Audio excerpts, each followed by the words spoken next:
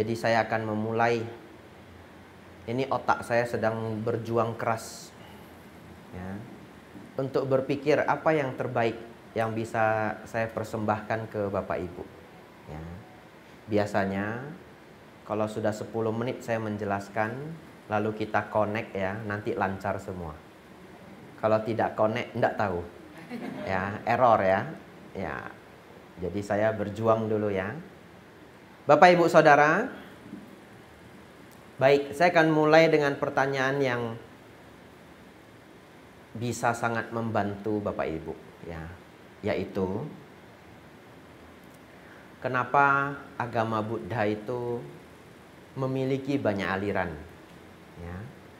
Jadi Bapak Ibu Saudara, kalau kita kembali ke 2600 tahun yang lalu, Sang Buddha tidak pernah membuat aliran. Sang Buddha ya hanya mengajar dharma, mengajar hukum alam semesta. Kemudian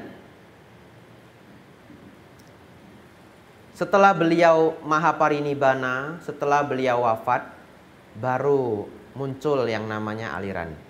Jadi kalau misalkan Bapak Ibu bisa ketemu Sang Buddha, lalu Bapak Ibu tanya ya, Sang Buddha, apa bedanya Mahayana dengan Theravada? Apa bedanya Theravada dengan Tantrayana? Sang Buddha akan kembali nanya Bapak Ibu, apa itu Theravada? Apa itu Mahayana? Ya. Baik Bapak Ibu Saudara, hanya dalam waktu 100 tahun setelah Sang Buddha wafat, agama Buddha berkembang menjadi 18 aliran. Mengapa demikian?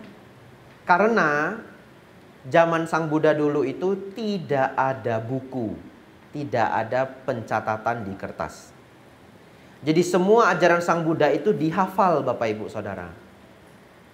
Nah, setelah Sang Buddha mahaparinibbana atau Sang Buddha wafat, berkembanglah teknik-teknik menghafal ajaran Sang Buddha.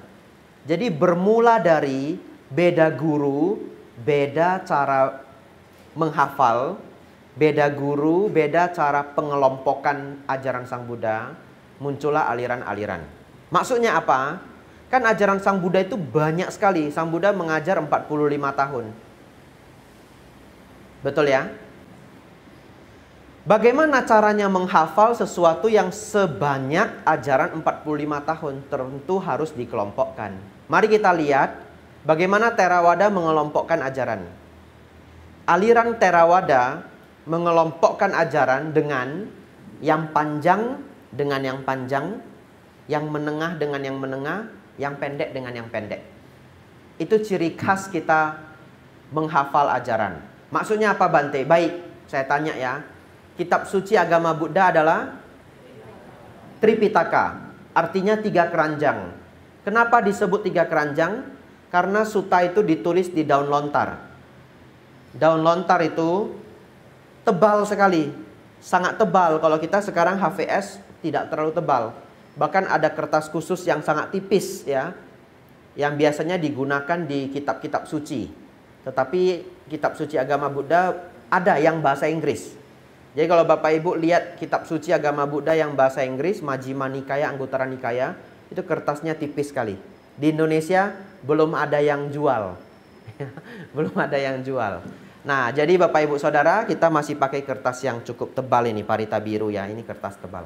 Bapak Ibu Saudara, karena ajaran Sang Buddha ditulis di daun lontar dan itu tebal sekali, kemudian disimpannya di keranjang, kita sebutnya 3 keranjang, Tripitaka. Penulisan pertama kitab suci itu adalah 500 tahun setelah Sang Buddha wafat. Itu artinya Sang Buddha juga belum pernah mendengar istilah Tripitaka pada zamannya. Jadi kalau Bapak Ibu punya mesin waktu, kembali ke 2600 tahun yang lalu, tanya Sang Buddha boleh minta Tripitaka? Sang Buddha juga bingung ya. Nah, jadi Bapak Ibu Saudara, oleh karena itu, sekarang kita punya sistem 3 keranjang. 3 keranjang ini mengelompokkan 3 hal. Sutta, Winaya, Abhidhamma. Kalau Bapak Ibu bingung, tidak apa-apa. Sutta, khotbah. Winaya, aturan-aturan. Abhidhamma, ajaran filosofis, ya, yang dikatakan diajarkan kepada para dewa. Jadi ada 3 grup: khotbah, aturan, ajaran untuk para dewa. Oleh karena itu, sutta itu sangat populer. Kenapa? Karena aturan ini semua untuk biku. Dan ajaran para dewa ini biasanya di zaman Sang Buddha diajarkan untuk para dewa. Oleh karena itu manusia fokus pada ajaran untuk para manusia, disebut sebagai sutta. Sutta artinya benang. Karena setelah dicatat di daun lontar, daun itu dijahit dengan benang. Bapak Ibu Saudara, setelah itu sutta dikelompokkan jadi 5 grup. Kalau saya jelaskan 5, saya khawatir Bapak Ibu besok lupa juga. Saya ambil yang Bapak Ibu ingat. Khuddaka Nikaya, kelompok pendek. Apa kelompok pendek? Bapak Ibu mungkin sudah pernah baca kitab Dhammapada, betul? Syairnya pendek-pendek semua, ya. Ada yang belum pernah baca Dhammapada? Kalau ada nanti cari di wihara ya, karena itu buku yang saya pikir umat Buddha harus pernah baca. Nggak baca semua pun, baca dah 20 biji ya. 20 bulir. Nah, Anda akan merasakan, oh seperti ini nasihat-nasihat pendek Sang Buddha. Lalu Bapak Ibu Saudara, itu yang pendek. Nanti ada yang lebih panjang, lebih panjang, lebih panjang, lebih panjang. Paling panjang namanya Digha Nikaya. Satu artikel bisa 30-an halaman.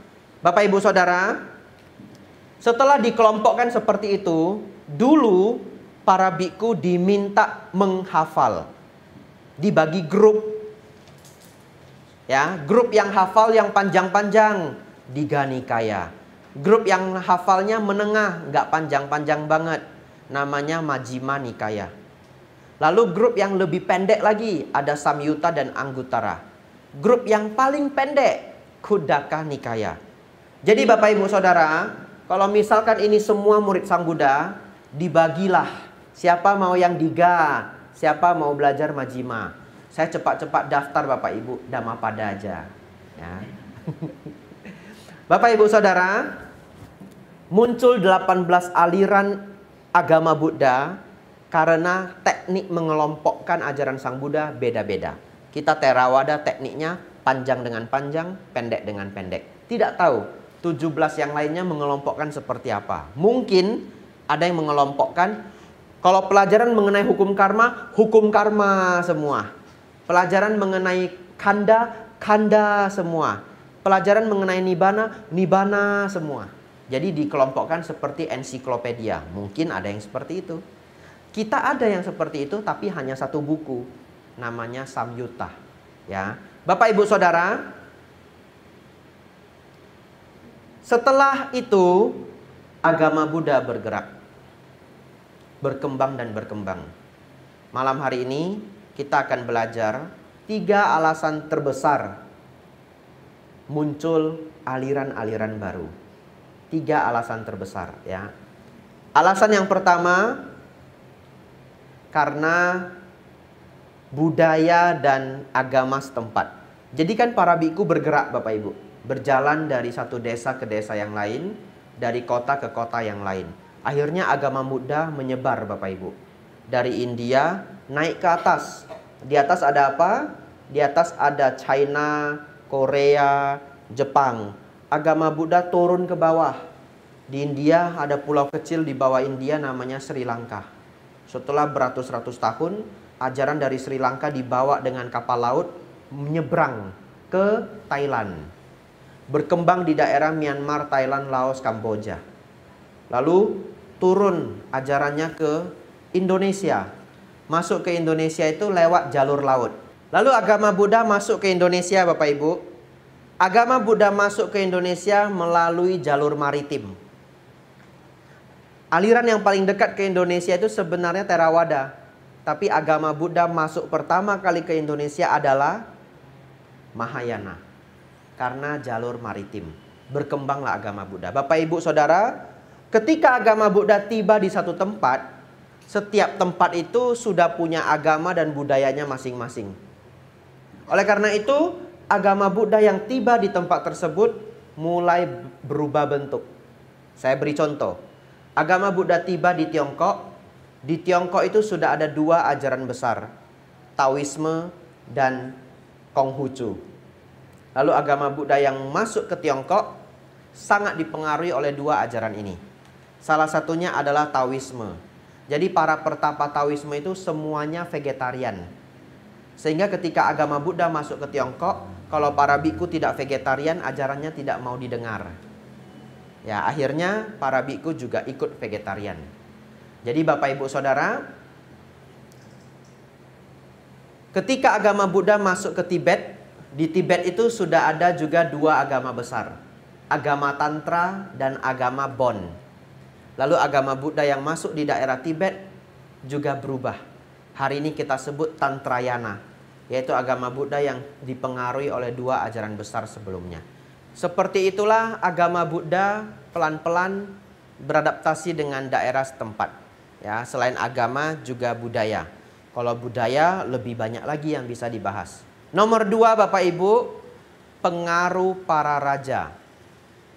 Raja itu selalu punya kuasa yang sangat luar biasa. Apapun yang beliau ingin ganti, ajaran itu bisa terganti. Bahkan kitab kalau beliaunya mikir, oh yang ini coret aja, ya kitab itu tercoret. Ya, pada zaman dulu siapa yang berani melawan raja? Kalau zaman sekarang kita sudah tidak banyak menemukan raja yang benar-benar super powerful. Ya, di Thailand masih kerajaan, tapi di Thailand pun sudah menggunakan hukum negara. Yang melindungi raja hanyalah undang-undang di mana raja tidak boleh dihina. Apabila dihina ada undang-undangnya. Tetapi raja sudah tidak bisa seperti dulu. Ya, tidak suka dengan seseorang, dia bisa nunjuk saja. Ini orang dihukum, tidak bisa ditanya. Kenapa? Namanya raja, penguasa tempat. Ya, zaman sekarang pelan-pelan berubah. Jadi Bapak Ibu Saudara, raja punya kuasa untuk mengubah satu ajaran. Ini juga terjadi Bapak Ibu, contohnya zaman dulu ketika agama Buddha tiba di China, tiba di Tiongkok, agama Buddha di Tiongkok itu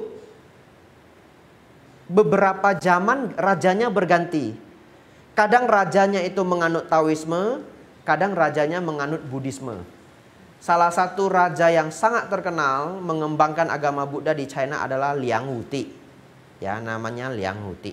Bapak Ibu Saudara, satu ketika ada seorang raja yang dia menganut ajaran Buddha. Lalu Bapak Ibu, ini saya mendengar ada suara di tangga ya. Kita tunggu dulu siapa yang tiba ya. Ya. Karena dulu saya ingat Bapak Ibu Saudara, malam-malam nonton TV jam 2 pagi. Rumah saya tangganya tangga kayu. Terus ada suara tuk, tuk, tuk, tuk. Saya tunggu. Begitu suaranya tiba di atas, nggak ada siapa-siapa. Ya. Silahkan Bu ya. Ya. Cepat-cepat saya lihat tangganya, kemana orang itu ya. Dan semua orang sudah tidur. Dan benar-benar ada suara, tidak ada orangnya ya. Ya. Terus bagaimana Bante? Ada suara tidak ada orangnya, sudah jam 2 pagi. Cepat-cepat tutup TV, masuk kamar, kunci pintu, tutup lampu, tidur pakai selimut 2 gitu ya. Nah. Jadi waktu saya kecil saya itu aneh. Kalau saya takut hantu, lampunya saya tutup semua. Umumnya orang kalau takut hantu maunya terang ya. Nah, kalau saya terbalik. Kalau saya takut hantu, saya tutup semua lampunya. Kenapa Bapak Ibu? Karena saya berpikir hantunya pun tidak bisa lihat saya. Betul toh? Nah, jadi kalau Bapak Ibu takut hantu, Bapak Ibu nyalain semua, keliru. Hantunya lihat, ini yang mana yang mau saya cekek ini, ya toh? Nah, saya tutup semua lampunya. Dan waktu saya kecil, saya udah lupa itu kelas berapa, saya kreatif. Karena dulu itu filmnya ngeri-ngeri loh. Nggak tahu kalau sekarang. Dulu ada kisah misteri. Iya, jadi nontonnya itu sambil ini, nutup mata gini. Ya, saya belum SMP itu, jangan-jangan saya masih SD kelas 3 atau kelas 4 ya. Bagi saya itu ngeri sekali. Terus dulu ada pemburu hantu ya. Tapi pemburu hantu enggak ngeri. Yang benar-benar ngeri itu Kismis ya. Atau film-film hantu Thailand. Bapak Ibu Saudara, Dulu kalau saya sangat ketakutan, caranya begini. Saya cari guling 2, terus saya tidur, ranjang itu kan besar, tak susun itu guling. Terus ditutup pakai selimut. Semua ditutup pakai selimut. Saya juga tutup pakai selimut. Lampu tutup semua. Jadi kalau hantunya mau nyekek, salah orang nanti. Ada cekeknya guling. Nah, itu saya kreatif Bapak Ibu ya. Nah, dan kalau saya sudah ini guling, dan di rumah saya guling banyak sekali. Nah, guling, tutup semua pakai selimut. Nah, saya sudah seneng. Nah, dalam hati saya berpikir, kalau hantunya masih datang, dia bingung yang mana. Terus dia lihat rame, nggak jadi dah gitu ya. Ya, Bapak Ibu Saudara, kita lanjutkan ya. Satu ketika Bapak Ibu, rajanya Buddhis. Lalu dia melihat, kok para bante sebagai gurunya setiap pagi meminta makanan di jalan. Betul ya? Namanya Pindapata. Raja ini berpikir, lah kalau begitu muka saya mau taruh di mana? Masa guru saya minta makan di jalan? Padahal sebenarnya itu adalah latihan untuk para biku, betul ya? Untuk tidak memilih makanan, dapat apa makan apa. Yang kedua, agar biku bisa mengembara ya. Lalu raja tidak suka. Rajanya bilang, mulai hari ini para biku tidak boleh minta makanan di jalan. Habis dah Pindapata, nggak ada lagi. Oleh karena itu kalau kita ke wihara-wihara dengan tradisi Tiongkok, Anda lihat. Mereka sembayangnya itu memukul sebuah benda, betul? Sadar nggak bentuk bendanya seperti mangkok? Betul ya? Cuma ukurannya ada yang kecil, ada yang gede banget gitu. Kenapa bentuknya seperti mangkok? Ya, itu adalah mangkok. Itu adalah patah pada awalnya. Pada awalnya ya. Itu adalah cara para guru mengingatkan murid-murid mereka, dulu kita juga Pindapata. Ya. Lalu Bapak Ibu Saudara, para biku pakaiannya nggak bagus. Raja juga nggak mau begitu. Lalu raja berpikir apa? Guru saya pakaiannya harus bagus. Sejak itu para guru-guru besar, biku-biku besar, bajunya itu dijahit dengan benang emas. Betul? Kalau saudara-saudari nonton film Shaolin, nah gurunya yang paling tua kan emas toh? Iya, pakai benang emas. Kalau saya juga pakai benang emas Bapak Ibu, besok viral. Ya, lusa dipecat ya. Bapak Ibu Saudara, raja bisa mengubah satu ajaran. Saya belajar di Thailand hampir 4 tahun, menemukan hal yang lucu. Di Thailand, kasta itu ada 4. Kasta yang tertinggi adalah Brahmana ya. Nomor 2 adalah Kshatriya. Berarti raja dengan pertapa siapa lebih tinggi? Pertapa. Karena Brahmana nomor 1, Kshatriya nomor 2, Waisya nomor 3, Sudra nomor 4. Kalau Anda jawab itu, Anda salah kalau di Thailand. Udah diganti sama rajanya. Kshatriya nomor 1, Brahmana nomor 2. Sekarang siapa bosnya? Raja ya, Brahmana nomor 2 ya. Jadi beneran di Thailand itu raja tetaplah yang tertinggi. Tetapi raja memberi penghormatan kepada para biku ya. Jadi kalau ada upacara besar, Waisak, Katina, raja juga namaskara. Tapi dia tidak namaskara di lantai, ada kursinya. Ya, sedikit lebih tinggi. Dan di Thailand suasana kerajaan itu masih sangat mirip dengan di TV-TV Bapak Ibu. Jadi waktu saya kecil nonton itu film-film kerajaan, raja sudah datang. Betul ya? Nah itu kan kita cuma lihat di film ya. Saya benar-benar merasakan itu ketika di Thailand. Setiap Waisak atau Katina, raja akan datang. Dan kalau raja mau datang, repot sekali. Repot sekali. Semua jalan diblokir. Tidak ada kendaraan. Tentara di mana-mana. Seminggu sebelum raja datang, tentara itu sudah mondar-mandir di wihara kami. Sudah ronda. Lalu sehari pagi sebelum raja tiba, raja biasa datangnya sore. Pagi bahkan sehari sebelumnya, jadi kemarin sore, semua pintu Dan jendela di depan wihara, bahkan dalam jarak mungkin setengah kilometer, harus tutup semua. Jadi jendela harus tutup semua. Kenapa? Takut ada sniper. Beneran, tutup semua. Seperti itulah persiapannya. Lalu rakyat berkumpul. Semuanya duduk di tikar, duduk di lantai. Raja itu ditandu dari istana datang ke tempat kita. Makanya tibanya sore. Berangkatnya pagi, tibanya sore. Bapak, Ibu, Saudara, ketika raja tiba, itu nanti ada alat musik ya. Lalu ada juga panggilan seperti raja sudah tiba, tapi panggilannya berbeda. Lalu seluruh orang Thailand akan mengatakan satu kalimat, Song Pra Cheren, ya artinya semoga raja penuh berkah. Tetapi dengan nada yang sangat mengharukan. Jadi begitu itu sudah diucapkan oleh masyarakat, itu suaranya menggema semua. Lalu bulu kuduk kita nanti berdiri semua. Seperti itulah suasananya. Sulit saya gambarkan ya. Lalu Bapak, Ibu, Saudara, semua orang tidak berani. Nah, ini ada suara anak-anak ya.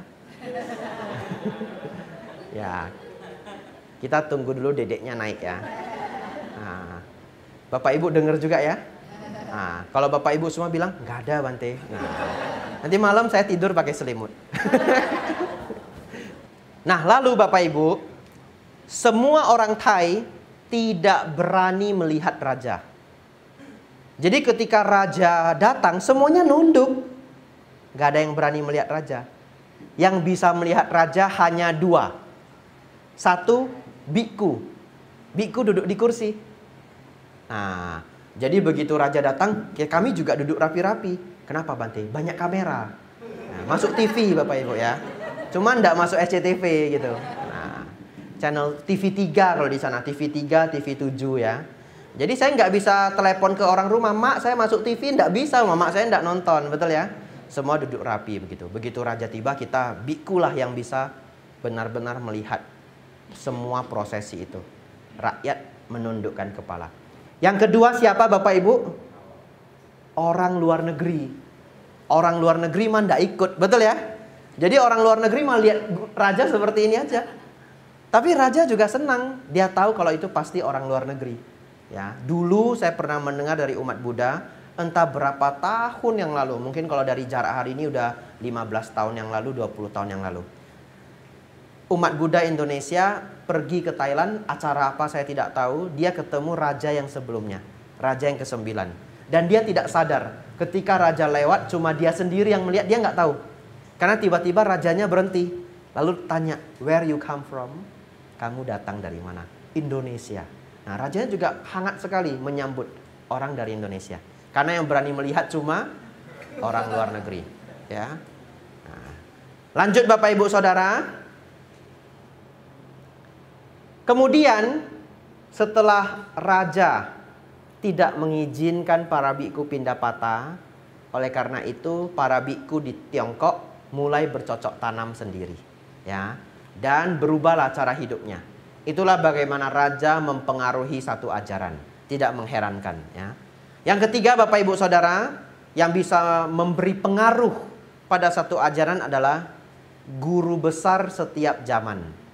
Ya, inilah yang cukup banyak berkontribusi pada munculnya aliran-aliran baru. Karena setiap zaman ada guru-guru yang menambah kitab pada ajaran Buddha. Kitab itu disebut kitab komentar. Di setiap aliran akan ada kitab komentar dan isinya berbeda-beda. Ya. Jadi kalau kita kembali ke ajaran Sang Buddha tidak mungkin berbeda. Yang berbeda apa? Ajaran para guru. Nah, itulah akhirnya agama Buddha menjadi sangat banyak aliran. Aliran tidak hanya 3 Bapak Ibu. Yang besar itu 3. Theravada, Mahayana, Tantrayana. Di dalam Mahayana itu banyak lagi ya. Ada aliran Tiantai, Zen, Sukhavati, Pure Land ya. Dan yang lainnya Anda cek sendiri di Google ya. Ya. Lalu Tantrayana juga alirannya banyak lagi, Gelugpa, Sakyakpa, kemudian banyak sekali. Tapi saya tidak hafal ya. Kok Bante tidak hafal? Lah, saya kan Theravada ya. Ya, saya tidak hafal, tidak bisa disalahkan ya. Ya, Sakyapa, Gelugpa, dan yang lainnya. Bapak Ibu Saudara, guru-guru besar inilah menulis kitab-kitab baru dari masa ke masa, kemudian ajaran pelan-pelan terbawa ke arus yang berbeda. Maksudnya apa Bante? Kadang-kadang semua itu adalah ajaran Buddha. Karena setiap guru itu pasti punya ketertarikan yang berbeda. Contoh, kita cerita 10 biku STI, sama-sama biku STI, Sangga Theravada Indonesia.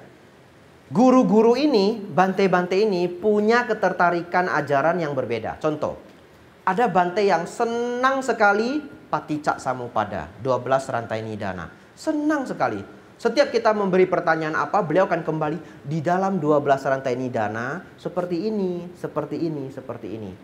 Ada biku yang senang sekali 4 kebenaran mulia. Kita nanti nanya apa, beliau kaitkan ke 4 kebenaran mulia. Ada biku yang senang sekali jalan mulia berunsur 8. Nah, jadi ketertarikan setiap guru itu berbeda-beda. Tetapi itu semua masih dalam lingkup ajaran Sang Buddha. Tetapi kitab komentar kadang bisa muncul ajaran baru yang benar-benar Sang Buddha juga tidak menjelaskan itu. Ya, baik. 3 itulah Bapak Ibu Saudara mewarnai bagaimana aliran-aliran yang baru itu muncul. Apa 3 itu Bapak Ibu? Yang pertama, agama dan budaya setempat. Yang kedua, raja dan penguasa ya. Yang ketiga, guru-guru besar ya. Baik Bapak Ibu Saudara, apa esensi yang ingin saya sampaikan dari penjelasan ini? Yang pertama, oleh karena itu Bapak Ibu harus tahu 3 ajaran dasar ya. 3 ajaran dasar ini, kalau tidak ada 3 ini, tidak bisa disebut agama Buddha. Jadi sekarang kan aliran sudah banyak. Bagaimana semuanya masih disebut agama Buddha kalau masih ada 3 ini? Apakah 3 ini? 1, baik dan buruk. Dalam agama Buddha mengajarkan kebaikan, menjauhi kejahatan, menjauhi keburukan. Nomor 2, harus memiliki ajaran hukum Kamawipaka. Ya. Yang pertama, maaf, Sang Tiratana, Buddha, Dhamma, dan Sangha. Yang kedua, baik dan buruk dan hukum karma. Ya, karena hukum karma itu bercerita baik berbuah kebahagiaan, buruk berbuah penderitaan. Dan yang ketiga, 4 kebenaran mulia. Itulah pelajaran kita dalam kertas ini, 4 kebenaran mulia. Tapi Bapak Ibu Saudara, karena saya tidak membahas ini, besok juga jadinya tidak membahas ini. Bapak Ibu silakan nanti pulang, buka saja rekaman dari Wihara Mahasampati. Ya, semoga Bapak Ibu tidak lupa. Ya, Bapak Ibu bisa nonton di YouTube channel Wihara Mahasampati. Mereka rekam dengan sangat-sangat bagus. Ya, dan setiap video yang diputar itu juga mereka langsung masukkan ke dalam frame video. Jadi bukan video diputar direkam, tapi langsung sudah mereka masukkan, Bapak Ibu langsung seperti nonton sendiri dari YouTube. Begitu ya? Ya, ada 2 tempat yang merekam ya. Yang pertama Wihara Mahasampati, yang kedua Wihara di Tanjung Pinang VGV ya, Wihara Gunawijaya. Tapi saya pikir yang di Mahasampati lebih bagus, tapi tidak tahu karena saya tidak cek secara mendetail ya. Saya sengaja ngomong ulang-ulang supaya Bapak Ibu ingat ya. Di sana ada pelajaran 2 hari Bapak Ibu, SPD hari 1 dan hari 2 membahas ini, 4 kebenaran mulia ya. Nanti saya kirimkan PDF-nya yang lengkap ya ke siapa yang broadcast acara? Ibu ya? Ya, nanti boleh di broadcast ke teman-teman ya, silahkan belajar sendiri di rumah kapan ada waktu. Bapak Ibu Saudara, ketika ajaran itu masih memiliki 3 hal ini, itulah masih kita sebut sebagai agama Buddha. Baik, Bapak Ibu Saudara, ini bagian terakhir dari topik ini. Lalu bagaimana posisi Theravada, Bante? Karena hari ini kita bergabung di Sangga Theravada Indonesia, betul ya? Baik, Theravada memiliki banyak kelebihan. Iya, karena yang ceramah Bante Theravada. Kalau jual kecap kan pasti kecap saya nomor 1 ya. Lah iya ya. Tapi ada alasan-alasannya ya. Ada alasan-alasannya. Yang pertama, satu ketika agama Buddha di India itu hilang Bapak Ibu. Lenyap. Saya ulangi, agama Buddha di India satu ketika lenyap. Kenapa? Karena India diserang oleh Turki. Bahkan hanya di satu tempat Bapak Ibu namanya Wihara Mahanalanda terbunuh 10.000 biku. Satu tempat. Siapa yang berani menjadi biku? Tidak ada. Setelah itu agama Buddha punah di India. Kenapa saya katakan punah? Karena sampai hari ini pun hanya tersisa 0,7% warga India yang Buddhis. 0,7% ya. Ya, untung bukan 0,4%. Kalau 0,4% dibulatkan jadi 0. Karena kalau di matematika di bawah 0,5 jadi 0. 0,7% dibulatkan jadi 1. Ya, masih eksis ya Bapak Ibu ya. Bapak Ibu Saudara, beruntungnya ada agama Buddha aliran tua yang disebut aliran Theravada sudah berhasil tapi sudah berhasil menyebar sampai ke Sri Lanka. Sri Lanka itu pulau kecil yang terpisah dengan India. Lalu Sri Lanka bukan tidak diserang, Sri Lanka juga diserang, tapi penyerangnya gagal. Mereka datang dengan kapal, dengan prajurit dan alat perang sudah siap dan standby untuk menyerang. Tetapi begitu mereka menyeberang ke Sri Lanka, orang Sri Lanka sudah nampak kalau akan ada kapal yang datang. Dan ketika India diserang, pasti kabar sudah tiba sampai ke Sri Lanka. Sri Lanka punya waktu yang lebih banyak untuk mempersiapkan diri.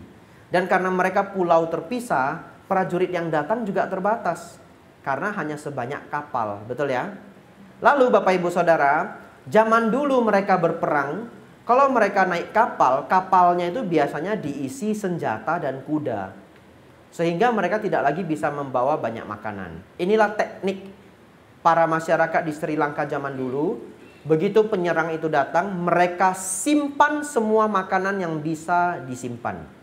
Jadi semua buah kelapa di pokok itu diambil semua, tanam di tanah. Pokoknya mereka buat satu pulau itu tidak ada makanan. Yang ada makanan yang mereka saja yang tahu makanan disimpan di mana. Begitu penyerang datang, mereka harus cepat-cepat membuat camp. Mencari makanan. Gak ada makanan Bapak Ibu. Pulanglah mereka. Ya. Jadi Bapak Ibu Saudara, itu sangat mirip dengan biku. Kalau Bapak Ibu ingin saya pulang, gampang saja. Pagi dan siang tidak ada yang dana makan. Betul ya? Coba lihat, bantenya bisa bertahan selama apa. Mari kita bertarung. Ya, antara tekad dengan lemak Bapak Ibu.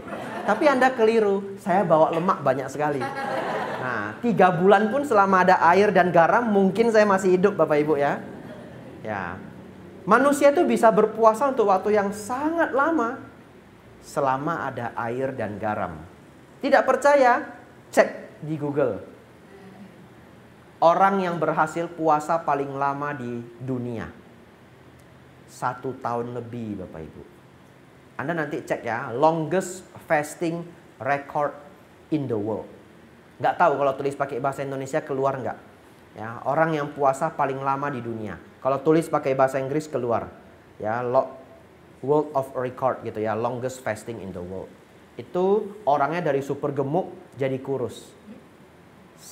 Jadi dia puasanya hampir 400 hari mungkin. Atau 380-an hari. Ya. Ada yang ketik-ketik di handphone? Belum ada ya? Nggak apa-apa, nanti di rumah aja ya. 380 hari tapi dia benar-benar dikawal sama dokter. Jadi dia tidak mengkonsumsi apapun kecuali multivitamin dan mineral. Ya. Jangan ditiru Bapak Ibu ya. Kalau Bapak Ibu tiru jangan salahkan saya. Saya hanya menjelaskan rekor dunia. Ya. Tidak memotivasi Anda untuk puasa 380-an hari, tidak ya. Ya, jadi Bapak Ibu Saudara, sama ya kalau Bapak Ibu saya pagi tidak ada yang dana makan, siang tidak ada yang dana makan, lama-lama saya pulang Bapak Ibu ya. Ya. Atau kita berlomba ya. Ya. Bapak Ibu Saudara, jadi Theravada akhirnya adalah salah satu aliran yang paling kuno. Kalau kuno kenapa Bante? Apa bangganya kuno begitu ya? Kalau kuno artinya paling dekat dengan praktek Sang Buddha yang original. Ya. Jadi kalau Bapak Ibu ingin melihat bagaimana Sang Buddha dulu berpraktek, itu sangat dekat dengan praktek Bhikkhu Theravada. Oleh karena itu praktek Bhikkhu Theravada jadinya itu termasuk sangat sulit, ya. Termasuk sangat sulit. Banyak sekali aturan-aturan yang ada di Theravada belum tentu ada di aliran lainnya. Tetapi setiap aliran tentu punya winaya sendiri yang beradaptasi dengan masing-masing tempat. Ya, itu Bapak Ibu Saudara mengenai Theravada. Saya lanjut ya, sebelum saya jawab pertanyaan dari Ko Adri ya mengenai berhala ya. Ini menarik sekali pertanyaannya Bapak Ibu. Menarik sekali. Sekarang Sang Buddha menentukan cara makan para bhikkhu adalah dengan pindapata. Betul Bapak Ibu Saudara? Adalah dengan pindapata. Para bhikkhu membawa bowl, mangkok, jalan, dan nanti masyarakat memberi makanan. Kalau di India dulu Bapak Ibu Saudara, pindapata itu sangatlah tidak merepotkan warga. Kenapa? Karena sebenarnya pindapata itu umat berdana 1 sendok pun boleh. Jadi di rumah masa apa itu yang didanakan. Jadi kalau Bapak Ibu di zaman India dulu ada bhikkhu lewat, atau Bapak Ibu sengaja menunggu bhikkhu datang, di rumah kebetulan masaknya bubur ayam, dananya bubur ayam 1 sendok boleh. Kalau bhikkhunya 3 ya 3 sendok. Memberatkan rumah enggak Bapak Ibu? Tidak. Jadi tidak memberatkan siapapun. Lalu bantenya apakah cukup 1 sendok? Tidak apa-apa. Bhikkhunya kan jalan lagi. Nanti dikumpulkan dari satu rumah ke rumah yang lain. 1 sendok, 1 sendok, 1 sendok. Setelah dirasa cukup, bhikkhunya kembali makan di wihara atau makan di tempat di mana yang sesuai. Sekarang Bapak Ibu Saudara, dunia sudah berubah. Sekarang bhikkhunya 1, umatnya puluhan. Kalau dana makan. Lalu umat Buddha sangat semangat, apalagi di Indonesia. Saya pernah Bapak Ibu Saudara menerima dana makan di kota Batam. Kenapa saya sebut kotanya? Ya karena sebenarnya yang mau dibilang ini ya prestasi juga ya. Bukan hal yang memalukan, ini ya prestasi juga. Saking semangat Bapak Ibu Saudara, umatnya berdana, bhikkhunya cuma saya 1. Ada umat dana bakut teh. Tahu bakut teh ya? Ya, sop khas Singapura ya? Ya, Klang biasa. Klang itu di mana? Malaysia ya? Port Klang ya. Biasanya kalau di Medan itu ada tulisan Port Klang. Ya. Ada yang dana bakut teh Bapak Ibu untuk saya sendiri. Sebanyak apa? 1 panci. Sama pancinya Bapak Ibu. Beneran. Pancinya itu yang gelas kuning itu loh. Apa namanya? Kaca kuning. Apa istilahnya? Apa? Saya tidak tahu ya istilahnya ya. Tapi bahannya itu dari gelas warna kuning keemasan. Gelas yang bisa dipanaskan itu. Ya. Apa istilahnya? Bukan, kalau clay itu kan tidak transparan, dia transparan, gelas dia. Ya, mungkin ya. Ya. Jadi bahan itu Bapak Ibu sama pancinya danakan. Terus ada yang dana lagi, sup bakso ikan. Memang bukan panci, tapi mangkoknya besar sekali. Jadi di sana Bapak Ibu makanannya itu banyak sekali. Lalu Bapak Ibu Saudara, itulah bagaimana zaman berubah ya. Tapi tidak apa-apa. Selesai bhikkhunya makan ya umat bisa makan ya. Bapak Ibu Saudara, lalu pertanyaannya adalah, siap-siap ya. Setelah itu Anda mikir. Tidak usah jawab, mikir aja. Nanti yang jawab saya.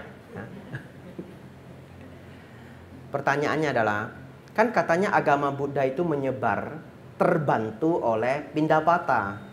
Karena para bhikkhu jadinya bisa mengembara. Cuma bawa mangkok, bisa jalan kaki sampai jauh. Pertanyaannya adalah, bagaimana kalau tempat itu tidak ada umat Buddha? Betul ya? Siapa yang memberi makan? Pindapata apakah berhasil? Bagaimana caranya para biku makan di tempat yang baru? Bahkan di sana tidak ada umat Buddha. Berarti tidak hanya tidak ada umat Buddha, bahkan mereka adalah umat agama lain. Betul ya? Bagaimana caranya? Silakan mikir. Mungkin sebagian dari Bapak Ibu sudah mikir ya. Sebagian tidak mikir juga. Ya. Bapak Ibu Saudara, bagaimana caranya para biku bisa makan di tempat yang baru? Bapak Ibu Saudara, dulu ada seorang biku, ini kisah nyata, beliau sudah meninggal 2 tahun yang lalu. Beliau namanya adalah Bante Damaudo Mahatera, orang Malaysia. Jadi beliau Bapak Ibu Saudara menjadi biku di wihara yang namanya Wat Pa Nanachat, punyanya Ajahn Chah. Pa artinya hutan, Nanachat artinya internasional. Jadi Wat artinya wihara, Wat Pa Nanachat, nadanya nggak boleh salah. Nadanya salah artinya beda ya. Wat Pa, pa-nya turun ya. Wat Pa, nananya datar, chat naik ya. Wat Pa Nanachat. Yang saya bingung untuk apa saya ajari ini ya. Besok juga lupa ya. Bapak Ibu Saudara, beliau tinggal di sana 9 tahun, belajar Dharma sangat serius. Setelah itu beliau berpikir bahwa beliau harus pulang ke Malaysia. Karena agama Buddha Theravada atau agama Buddha yang paling dekat dengan ajaran Sang Buddha yang sesungguhnya itu belum ada di Malaysia saat itu. Akhirnya beliau memutuskan untuk pulang. Lalu beliau tiba di daerah namanya Perak. Kalau tidak salah 2 jam dari Penang ya. Kalau salah juga tidak apa-apa, karena saya bukan orang sana ya. Bapak Ibu Saudara, beliau tinggal di goa, beneran goa. Lalu Bapak Ibu Saudara, tidak ada yang mengenal biku Theravada sama sekali. Besok paginya beliau pergi ke Pindapata dengan sangat semangat ya, memulai hari. Betul ya? Ini start ini, sulit ini Bapak Ibu, belum ada yang kenal ya. Jangankan Pindapata ya, ceramah saja kalau belum kenal audiens itu sulit. Ini Pindapata lebih sulit lagi. Lalu beliau Bapak Ibu bawa bowl pergi ke pasar. Tapi cerdas juga beliau ya, pergi ke pasar ya. Berangkatlah beliau Pindapata di pasar. Bapak Ibu Saudara, dari awal jalan sampai ke ujung tidak berhasil. Terus bagaimana? Balik lagi, pantang menyerah. Betul ya? Dari ujung jalan ke awal tidak berhasil lagi ya.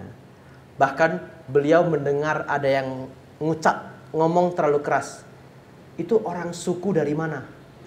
Di Malaysia orang suku itu artinya orang yang tinggal di hutan, orang pedalaman ya. Itu orang suku dari mana? Ada orang suku. Ya betul juga, pakaiannya aneh begini. Bagaimana tidak dianggap orang suku? Beliau jalan beberapa kali tidak berhasil ya. Terus bagaimana Bapak Ibu? Beliau ingat nasihat Sang Buddha. Kalau biku Pindapata tidak berhasil, boleh diam di depan rumah warga untuk waktu yang lama. Sebenarnya ada hitungannya. Berapa hitungan? Tapi saya pikir beliau sudah coba ikut aturan berapa hitungan, tidak berhasil juga. Akhirnya caranya adalah beliau berdiri di depan orang yang jual makanan. Benar-benar tidak mau pergi. Diam aja. Dan Bapak Ibu tahu, Pindapata yang benar itu tidak boleh ngomong sepatah kata pun. Itu yang benar. Tapi di Indonesia tidak bisa, praktek yang benar itu tidak bisa. Kenapa? Karena umat Buddha itu begitu ceria. Kalau ketemu Bantenya apa? Namo Buddhaya Bante. Betul ya? Bante selamat pagi. Bayangkan ya, saya kan tidak pernah Pindapata di Semarang sampai hari ini. Kecuali indoor aja ya. Nah kalau yang outdoor kan belum pernah. Katakanlah satu ketika dibuat Pindapata di kota Semarang. Kalau di Solo kemarin dibuat programnya Pak Wali Kota. Ya, dibuatlah pindah patah di Semarang. Bapak Ibu begitu semangat. Saya berdiri begini, belum jalan ya. Bante, namo budaya Bante. Ini biku strik Bapak Ibu. Bante, selamat pagi. Begitu ya. Saya tidak nyahut ya. Begitu saya jalan ya, saya sudah lihat Bapak Ibu bawa lemper ya. Bapak Ibu masih berjuang. Bante Sotihotu selamat pagi. Saya tidak jawab lagi Bapak Ibu. Lempernya tidak jadi. Gitu. Tidak jadi, pulang warganya ya. Di Indonesia tidak bisa. Nanti umat pasti berpikir Bantenya sombongnya minta ampun. Betul? Padahal itu yang benar gitu. Nah, jadi akhirnya yang nggak bisa benar harus pener gitu ya. Ya, pener bijaksana ya.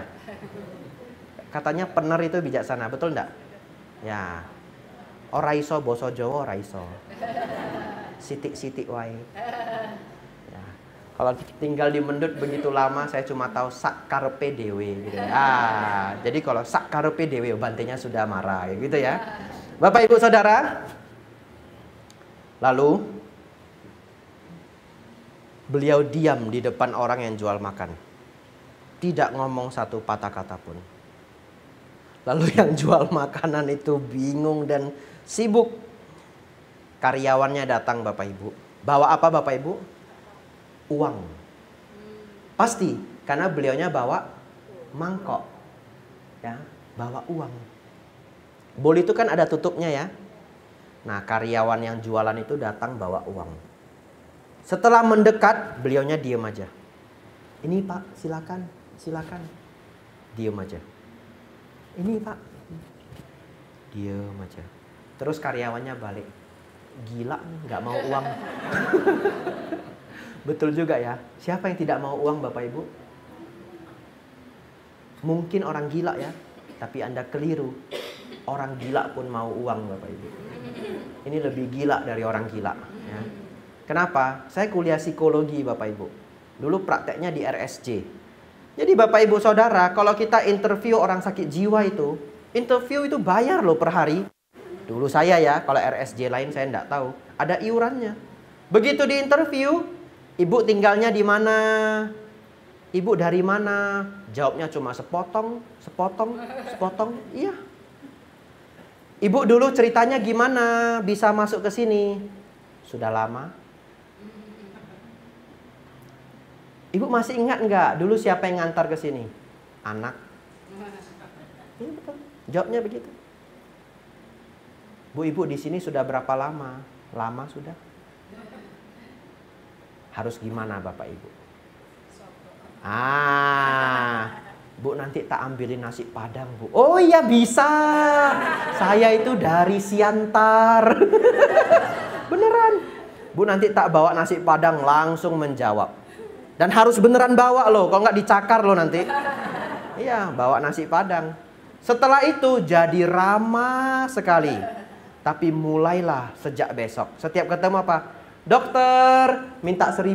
Nah, saya sampai sudah hafal. Dokter, minta 1.000. Nggak boleh kasih. Kasih nanti ditempelin. Ya. Dan di RSJ itu ngeri. Ada satu yang sangat menakutkan. Tapi dia selalu dirantai. Kalau dia lepas, dia akan langsung memeluk laki-laki yang paling tampan yang dia lihat.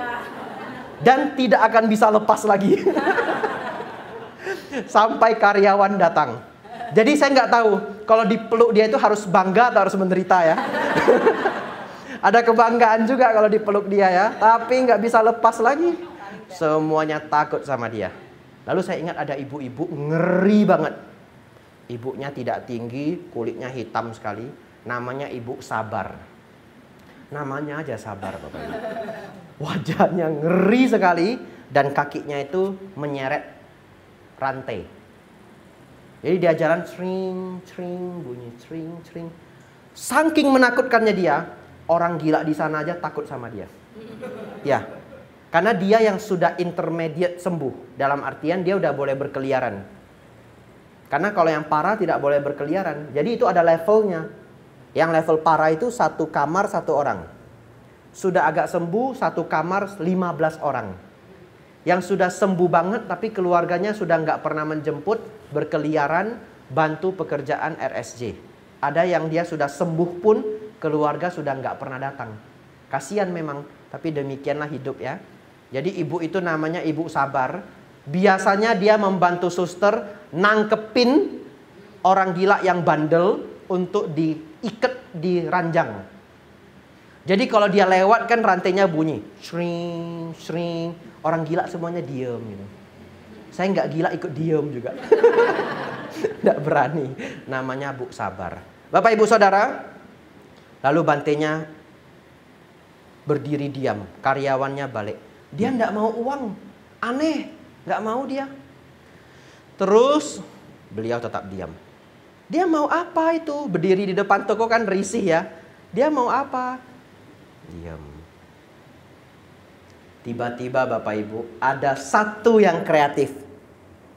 Datang bawa kue. Nah, itu ya. Kue sudah datang ya. Itu suara mangkoknya ya.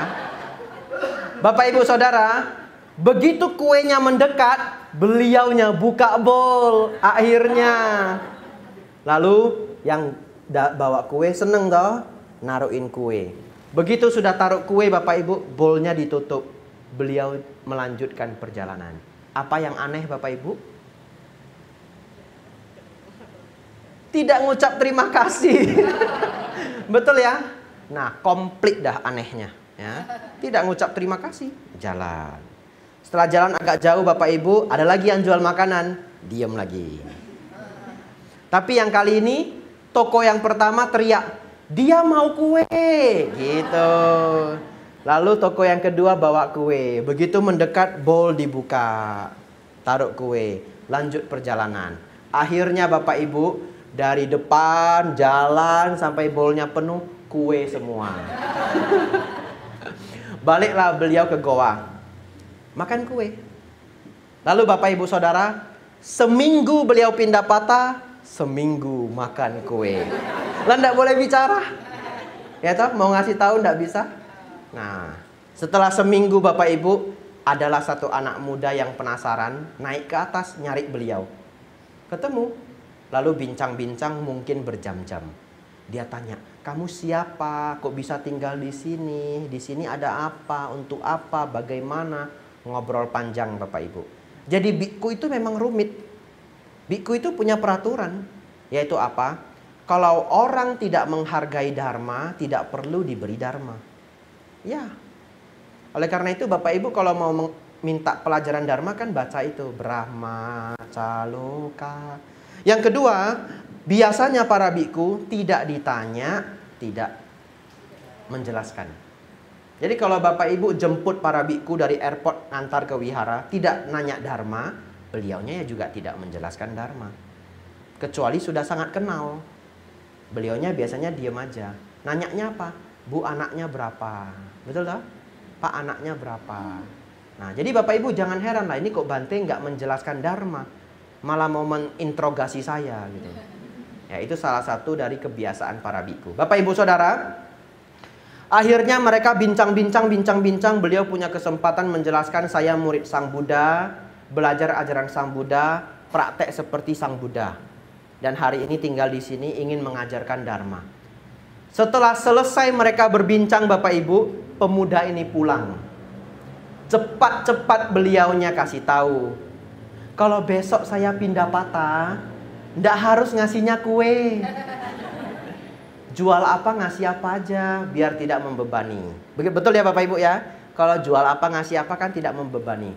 Sejak besok dapat kue tiaw, nasi lemak, kari ayam ya. Kalau di Malaysia menunya seperti itu.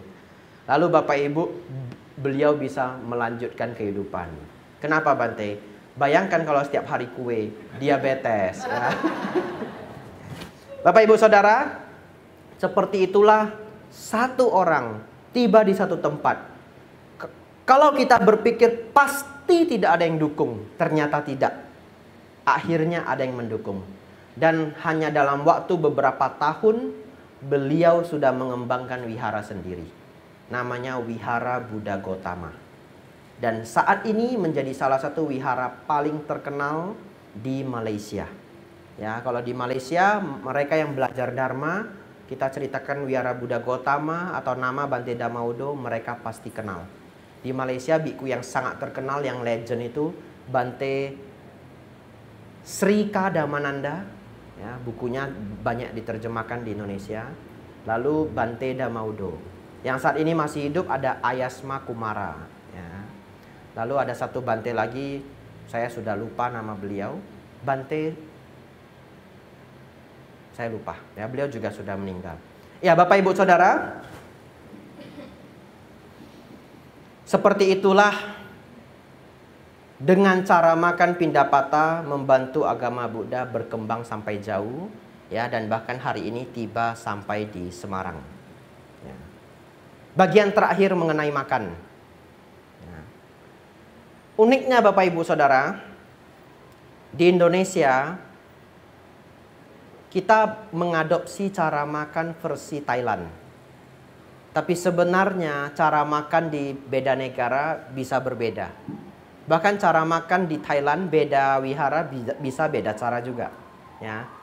Yang sangat unik adalah cara di Sri Lanka. Di Sri Lanka Bapak Ibu, cara makannya itu bukan seperti di Indonesia. Caranya adalah bikunya duduk, umatnya berdiri. Jadi di Sri Lanka itu mereka biasanya menjamu biku itu dengan berdiri. Aneh memang, kita tidak terbiasa. Di Wihara Mendut ada satu grup kecil orang Sri Lanka. Biasanya sebulan sekali mereka berdana, datang bisa sampai 15 orang. Dulu saya tidak paham, ya, untung Bante Panyawaro memberitahu, oh ini kebiasaan orang Sri Lanka. Apa kebiasaannya Bapak Ibu? Mereka kan tidak mau duduk. Jadinya kalau biku makan mereka berdiri. Jadi mereka berdiri mengelilingi meja itu. Jadi bayangkan Bapak Ibu mau makan tapi diliatin sama orang ini. Betul ya? Nah, Bapak Ibu bisa makan enggak? Nah, jadi biku itu sudah terlatih Bapak Ibu. Mental kami sudah kuat. Silahkan Bapak Ibu lihat. Karena kenyataannya di wihara, biku makan diliatin juga. Kenapa Bante diliatin? Karena umatnya khawatir Bantenya enggak makan apa yang saya danakan. Apalagi kalau dia sudah masak dari pagi. Ada loh umat berdana, begitu dia dana, dia cerita. Bante ini saya masak sendiri Bante, dari pagi Bante. Begitu ya? Iya. Iya Bu, Anumodana. Masak sendiri loh Bante. Iya, tahu enggak artinya? Dimakan ya Bante, gitu toh? Nah, terus Bantenya makan. Ternyata ibunya jagain Bapak Ibu. Dia memantau dari jauh. Saya masak 2 jam ini.